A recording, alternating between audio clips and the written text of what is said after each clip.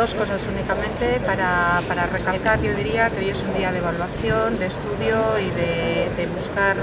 cuáles son, de ir mirando puerto por puerto y pueblo costero por pueblo costero cuáles son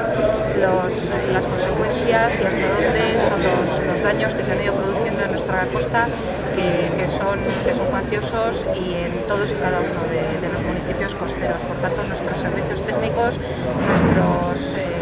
ingenieros y los servicios de costas están trabajando mano a mano para ir evaluando todos esos daños y bueno, para ver cómo podemos darles respuesta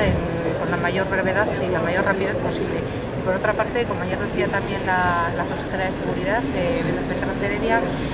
es importante recalcar también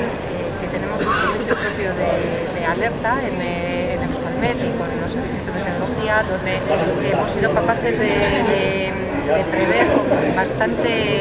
con bastante buen acercamiento lo que iba a venir, y por eso nos hemos preparado bien, hemos podido alertar. Lo que ha ocurrido, pues bueno, es un episodio realmente extraordinario en nuestra costa, pero realmente hubiera sido mucho peor si no hubiéramos tenido los elementos de predicción que hemos tenido y hemos podido alertar, avisar y prepararnos todos.